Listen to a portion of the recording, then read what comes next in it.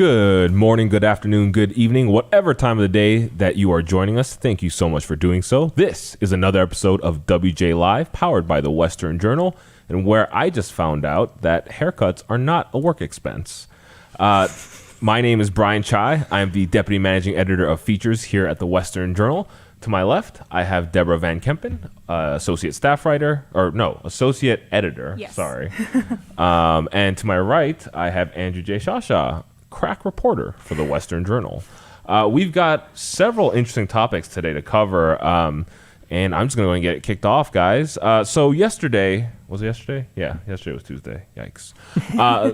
Ron DeSantis, Republican governor of Florida, had a news conference where he covered a wide range of topics, but he did take a minute to kind of take a stab at big tech, the big tech oligarchy, monopoly, whatever you want to call it. It's all true.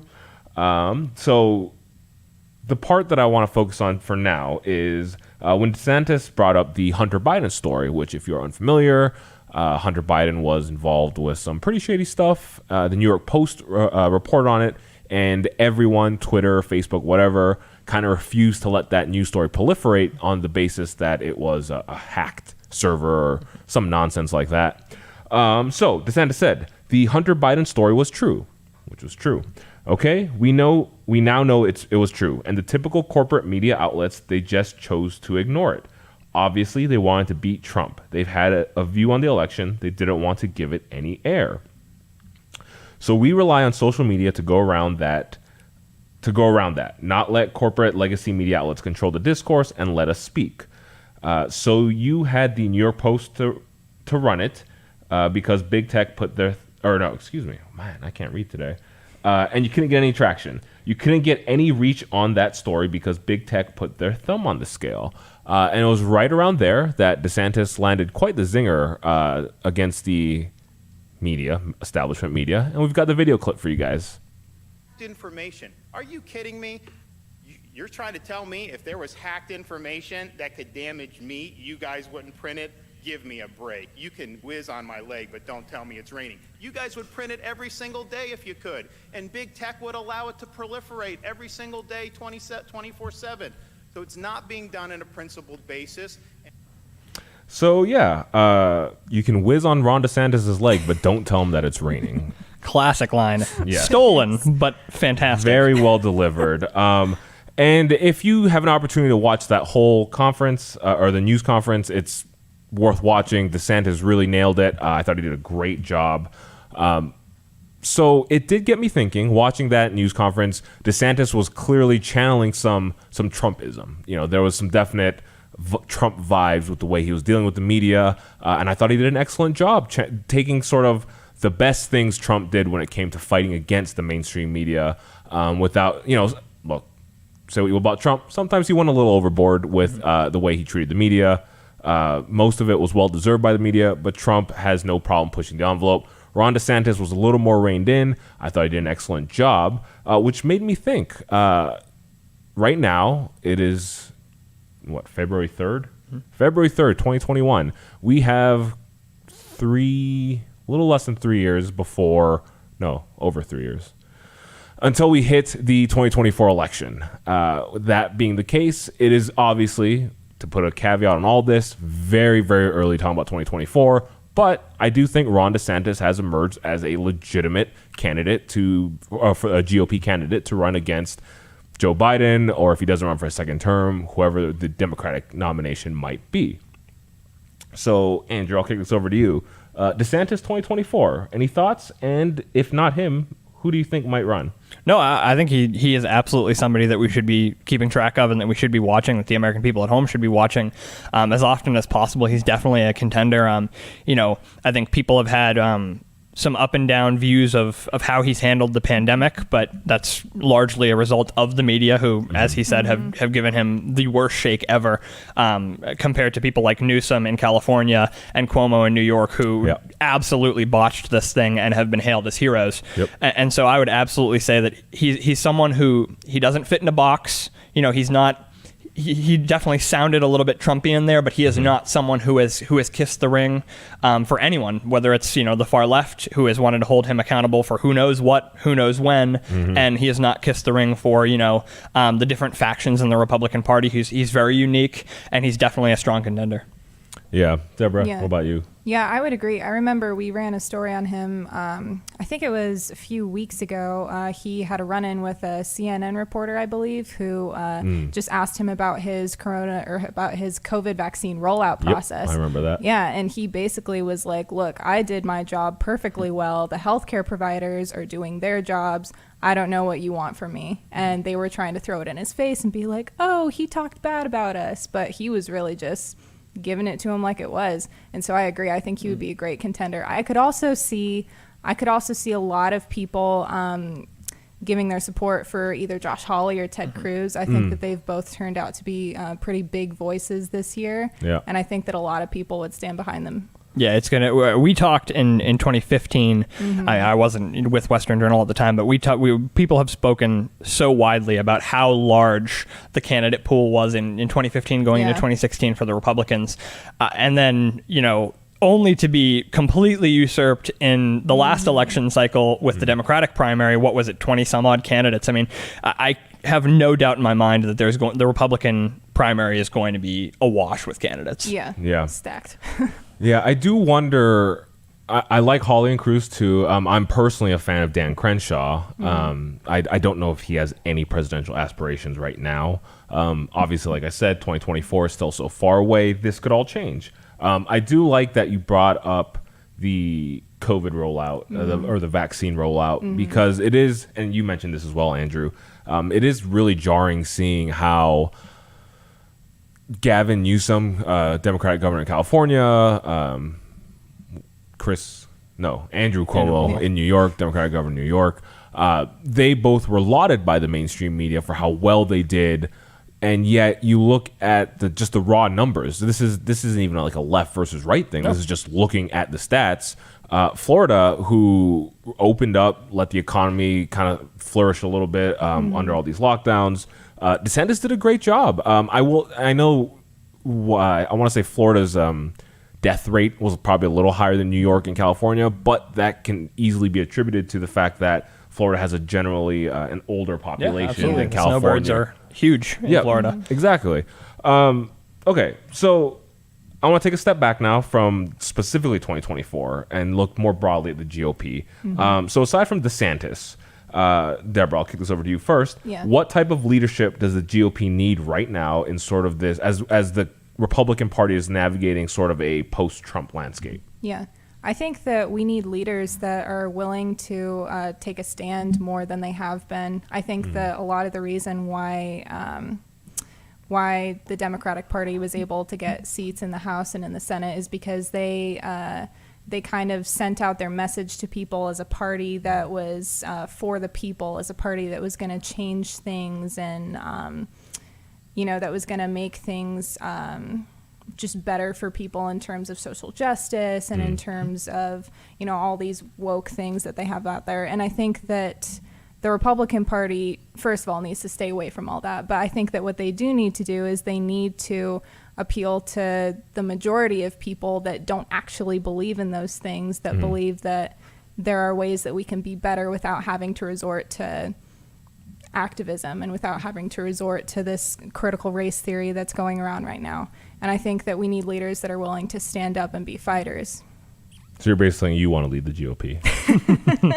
That's what I'm hearing. I don't know if I have the resources to do that, but... That's not what you were telling me before the show went on the air. Oh, my goodness. Andrew? Yeah, no, I want to piggyback on that. I think you're absolutely right. I think that Andrew Breitbart said this: America is a center-right nation. It always has been. No matter what you see from the media, no matter what you see from Hollywood, the culture in general and, the American people as individuals have always been a center-right people. Yeah. It's historically a religious country. It's historically a culturally conservative country. Unfortunately, none of that message will get out to the right people if we continue to see what we've seen for the last week or two or three. And really, it's been something that's bubbled up, is this kind of all of the factionalism in the Republican Party. We've seen it for years and years and years. And as a big tent, we kind of have to deal with that. But in this last 2 weeks, it's been absolutely bonkers. I don't want to get too much into it now because it's part of my topic later, but we have GOP figures right now lining up to smack each other around, and all the while the left is going to make a ton of progress. I mean, they have that supermajority. Sure, there are people like Joe Manchin and there are people like Kristen Sinema, the senators from West Virginia and Arizona, that are more moderate, and they are going to kind of push back against things like killing the filibuster and making sure that this progressive agenda gets through. But we need a unifier for 2024 without question. Yeah. Yeah, I do think that is probably the most important type of leadership that the Republicans need right now, because if we, going back a little bit, let's say right before the 2020 election, it felt like there was legitimate splintering within the Democratic Party between the Squad and more moderate Democrats, and that largely seems to have faded away. I mean, there's still some bickering, but at the very least, they seem to be, maybe not the same page, but they're at least reading the same book, which, sadly, the Republican Party is struggling to be on, reading that same book right now. So we do need some type of unification. And, as much as weird as to say, I do think charisma is part of it. Yeah, I think absolutely. a charismatic leader, which, DeSantis showed that in that news conference. He was, willing to punch back. He was strong with his voice. It was a really good news conference. I'd highly recommend you guys check out the whole thing when you get a chance, but only after you finish watching us here on WJ Live. Deborah, what do you got for us today?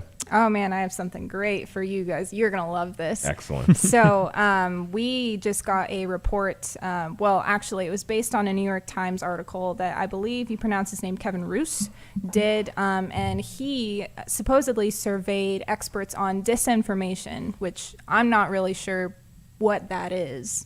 I know Brian claimed to be one before the podcast. So Yeah, I claim to be a disinformation. Yes.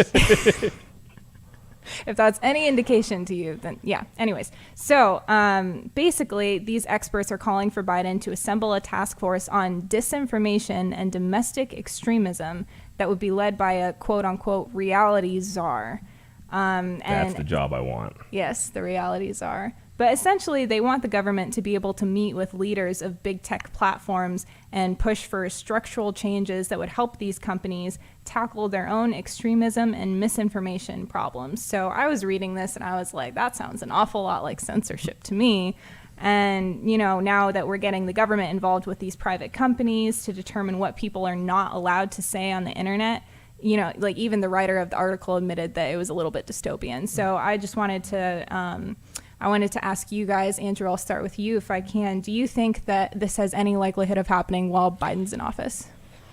That's a really hard question. I think that we're absolutely going to see kind of a push for that. We're definitely seeing it already in big tech. I don't know if I would go out on a limb right now if I were a betting man, and I would say probably not under the Biden administration. But I think we're going to see the undercurrents kind of upwelling for such a thing to happen. I mean, we saw under the Obama administration, a lot of those undercurrents are now coming to the fore under a Biden administration. I think that, a lot of good strategic politics is setting the groundwork for your party to move towards its long-term agenda in the future. And I think we're absolutely going to see that, which is incredibly concerning. Just this idea of, you said a reality czar. Who determines what is objective truth? If we have no basis for it, and someone in the government is going to be demanding that they set the table on what is objective truth, we're in horrible territory. I don't think that it's great to be living in a climate where the information is an entertainment and where the information is, largely wrong a lot of the time. I don't think that that's good, but I don't think it's tenable to say that a government official should be determining what is objective and that no one else can speak, whatever it is that they are seeing as true. Yeah, absolutely. Yeah, so ultimately you don't think it's going to happen under the Biden administration. All right, I will respectfully disagree with Andrew. I think it will, because Biden is nothing if not puppet, might be a bit strong, vessel, what have you. He's going to be facing immense pressure from the likes of AOC, a lot of the rising stars in the Democratic Party. Andrew mentioned Kristen Sinema and Joe Manchin. They're not exactly rising stars. Like the big brand name Democrats are people like AOC, Ilhan Omar. They are the ones who are absolutely going to be pressuring Biden into, realities are like what I know what even is yeah that is that is something. But yeah, I do think Biden will be pressured. I think he will cave. I wouldn't be surprised if it would not surprise me if this ends up being an initiative for Kamala Harris. I could see her kind of taking the reins on this, appointing said reality czar and, combating disinformation, which, I mean, let's be real here. That's just that's a euphemism for saying thoughts that don't agree with the left. Right. We like to call him around or I like to, no one else really does. Big Censor Biden, as he is known in my cubicle. I think he will live up to that. Cubicle of one. Yes, my cubicle of one. I think he will live up to that because, Big Censor Biden his strings are being pulled by people like Harris, Omar, AOC. He tries to present himself as moderate. I don't buy it. Yeah. I think on top of that, I don't want to kind of distract us too much here, but I think I absolutely see, some committees and some investigations into the topic under this administration. No question about absolutely. it. I think the Congress will absolutely move forward on that. Whether or not we see a full department kind of taking root, that's a different story. I think another kind of concern that I really want us to touch on as well is just the idea that any time that you're growing the gun of government, we should be concerned no matter what side we're on, because that gun is going to change hands. We're not talking about a weapon that is yours exclusively with exclusive rights 1,000%. Forever. It's not the case. As long as the government gun grows, there is a chance that the Republicans have it in 2 years, 4 years, 10 years, whatever it might be. Yeah. We will have, that realities are as well. And that's a dangerous place to be in. It is a dangerous place to be in. And I think you're absolutely right that the left has sort of run with this idea that, it's, let me backtrack. It's interesting to me because I think that there are kind of two conflicting narratives that are being presented here. One is that your truth is your truth and that truth is relative and that your truth is the only truth that you need to believe in. And then the other one is that there is this absolute truth that only what we believe in is correct and what you believe in is utter nonsense. And so how far do we think the left is going to be able to continue with this narrative that what we believe in is the complete and accurate truth and everything else needs to be crushed?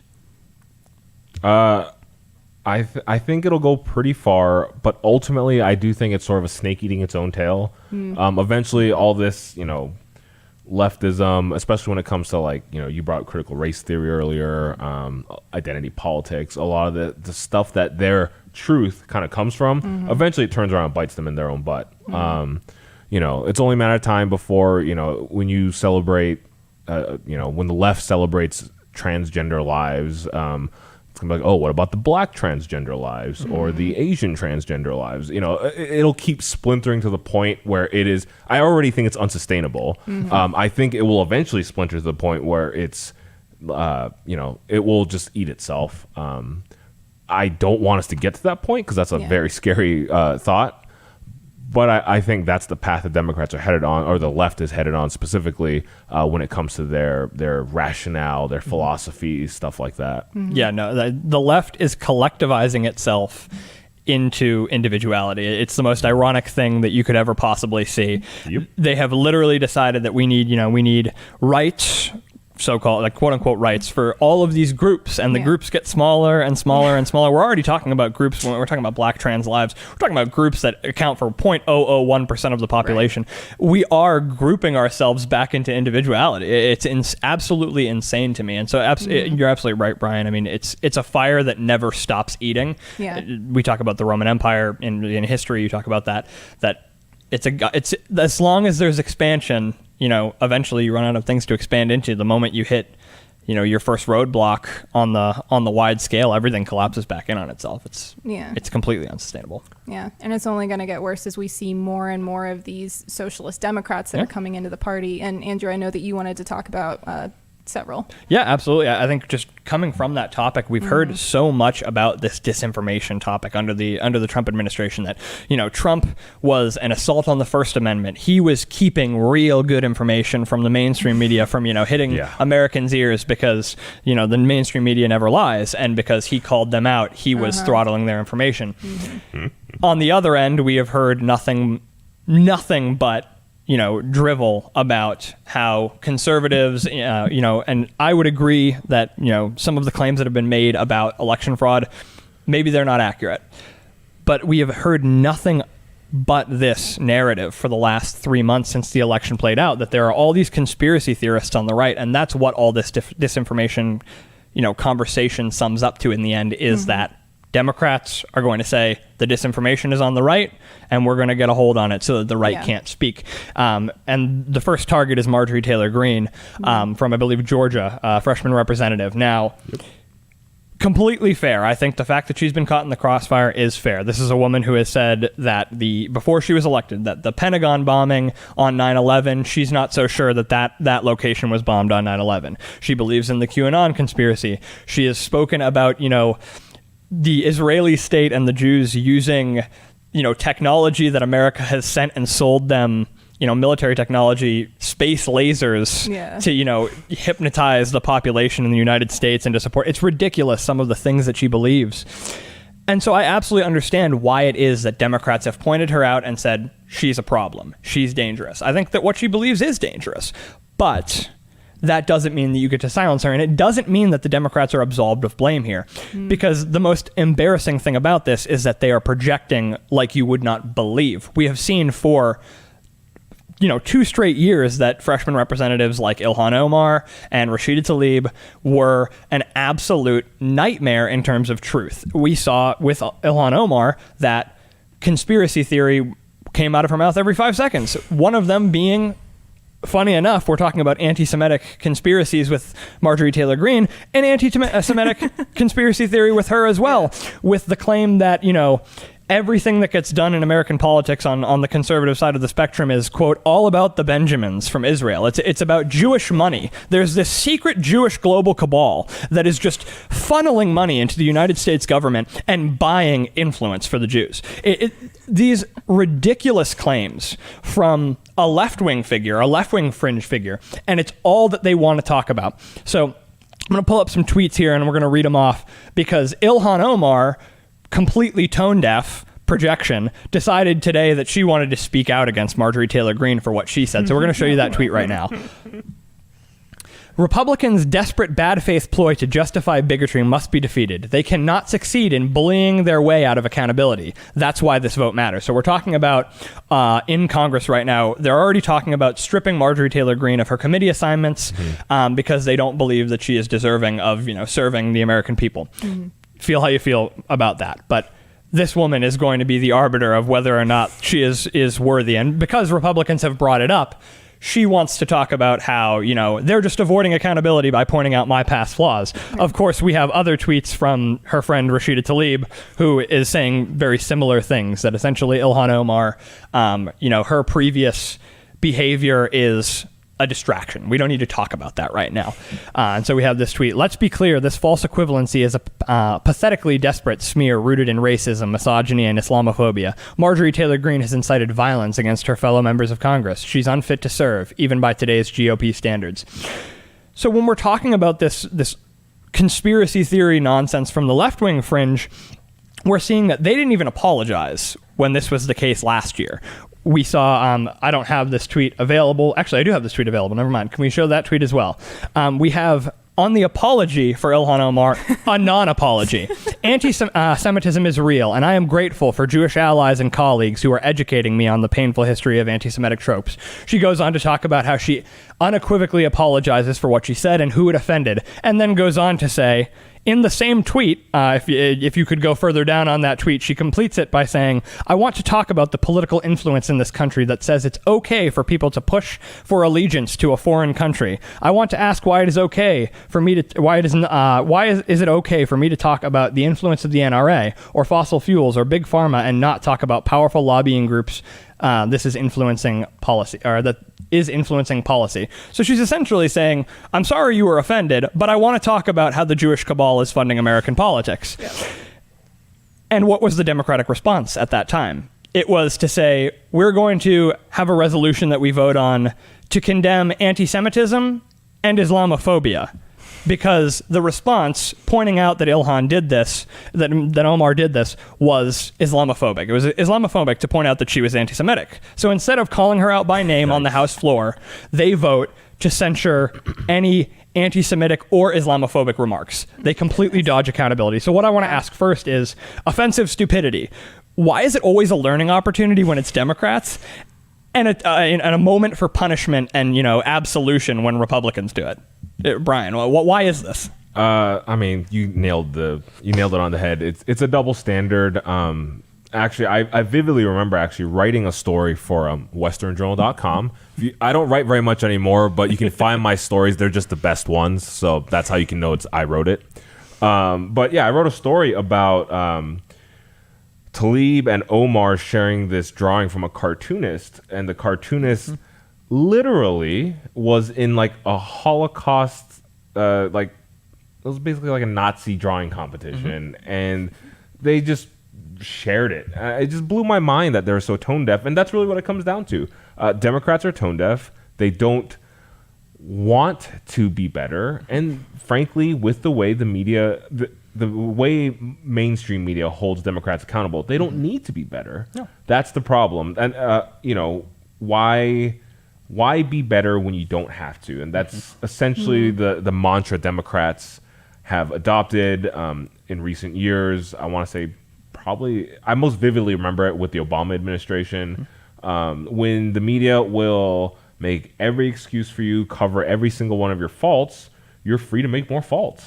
And that's that's almost like the inverse, the antithesis of learning. So that's why they haven't learned anything. They just haven't had to. Yeah. I think that Democrats have gotten to the point where they subconsciously hold themselves to a lower standard than the Republican Party should be held to. I think that because Republicans and conservatives are known to have strong moral values, we are ultimately expected to be better just because of that. And, if we're Christ followers, then we should be. But I think that Democrats have set the bar so freaking low that if they find someone who goes even a little bit above it, I'm sorry, it's cause for popping out the champagne for them. And I think that somebody who doesn't hit that exceedingly low bar is just, still learning as a politician. Yep. They're getting there. You guys hit the nail on the head there. I mean, and the saddest part to me is, we talked about it just a little bit more briefly in the show, that the Republicans play right into it. Yeah. The establishment Republicans play absolutely right into this double standard, into this, jilted or stilted standard. I'm sorry, not jilted, stilted standard. They play right into it. We saw McConnell after, the unearthing of, again, Marjorie Taylor Greene's pretty ridiculous remarks. We saw McConnell say that she was a cancer to the party. We saw Liz Cheney, the daughter of war hawk Dick Cheney, who left us in 20-year wars in the Middle East, calling her out. We saw Lindsey Graham with a mildly pulled back response. His response was to say, she needs to come out and she needs to say that she doesn't believe those things anymore. If she doesn't, then we'll condemn her. Of course, the Democrats don't care about any of that.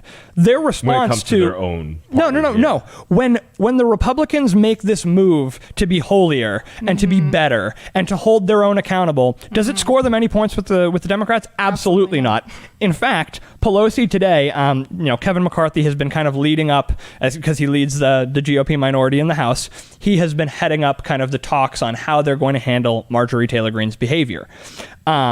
The fact that he doesn't want her kicked off every committee under the sun and pretty much just isolated in the House because she was elected and she's there to do a job whether you like her or not. Pelosi released an official statement under her office where she referred to him as Representative Kevin McCarthy, Q of California. Normally it's, Republican or Democrat of California. This is QAnon of California. That's the respect that the House Majority Leader hands McCarthy for wanting to be nuanced in his response. Steny Hoyer. We don't believe there's an analogy on our side. It doesn't mean everybody has been perfect. There's just no analogy that I think can be credibly made between the actions of Green and almost anybody else in Congress. Catherine Clark of Massachusetts calls GOP Republicans with a Q instead of a C. So clever. So clever. But so what I want to ask, and I've asked this on the show before, is, you know, do they think we're stupid is what my normal question is. Do the media think we're stupid? Do the Democrats think we're stupid, that no one's going to notice this double standard? I don't want to ask that today. What I want to ask is, are we this stupid? Are Republicans and conservatives this foolish that they're willing to play right into the Democrats' hands, hold accountable members of Congress who, on our side, deserve to be held accountable, and never, ever pitch a fit when the Democrats don't do the same? They never fight back hard enough when it's the Democrats doing it. But when it's their own, they'll fall in and they will pile on. So are we stupid? Is it foolish to hold by that standard that is not held by the other side?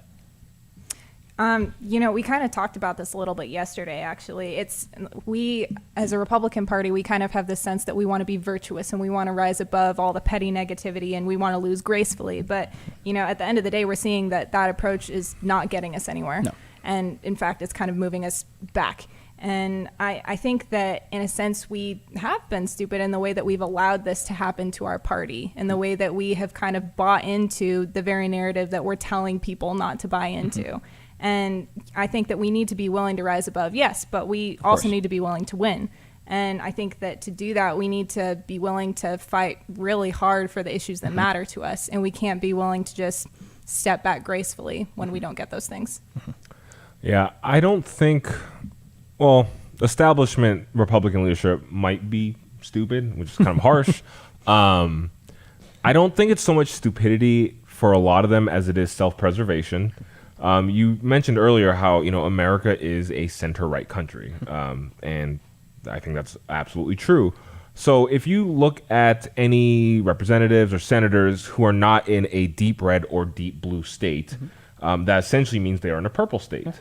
So there are going to be constituents and voters who, when they watch CNN's twisted version of events, they're going to believe it. Absolutely. They are going to buy into the narrative that, you know, Kevin McCarthy didn't condemn Marjorie Taylor Greene. He's racist. He's a bigot. He's xenophobic. Well, he's as bad as. Yeah, he's just as bad as her.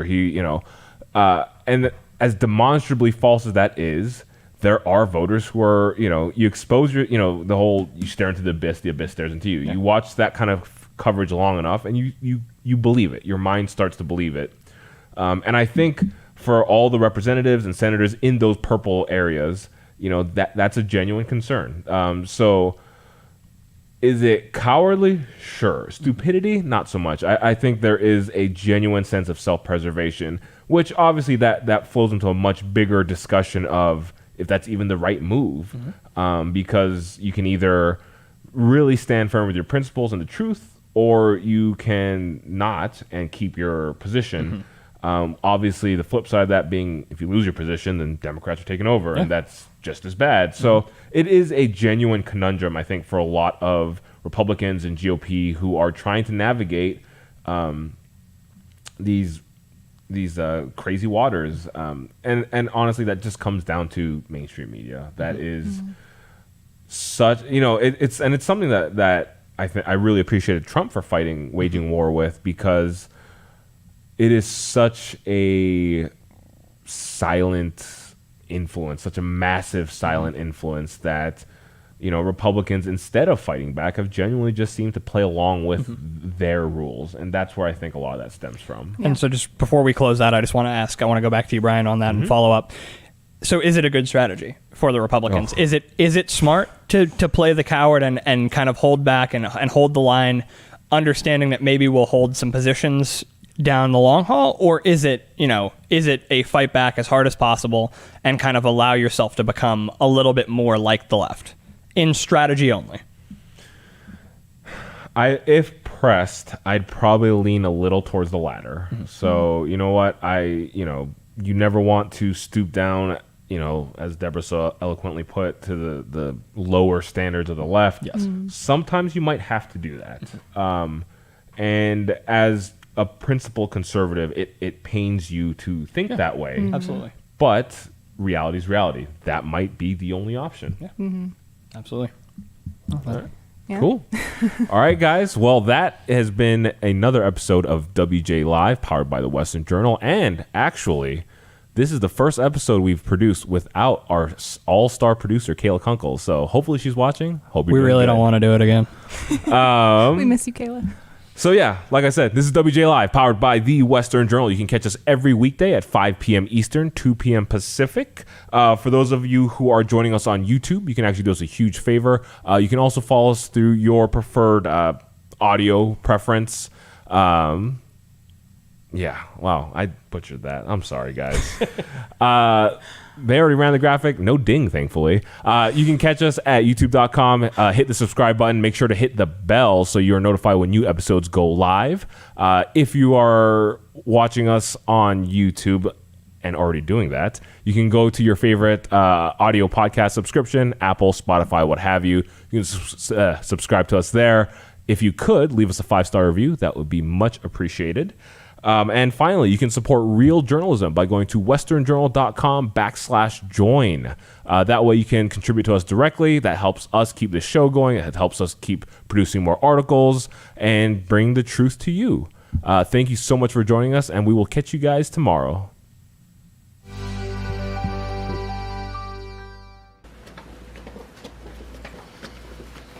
Josh, did you hear? They're putting the Libertarian back on the podcast. No. Oh? You didn't see the calendar? No. You should talk to Kayla about that. Yeah. Yeah. Okay.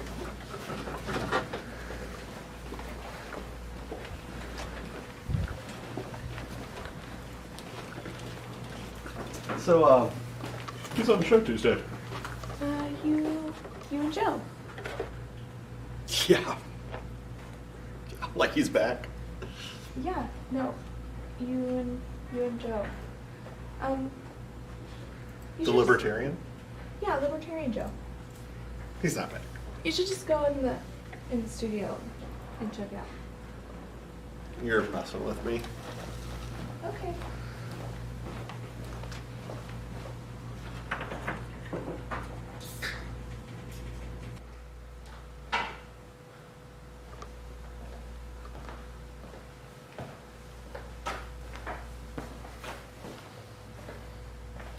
Okay. Nice joke, Kayla. Got me to go to the studio.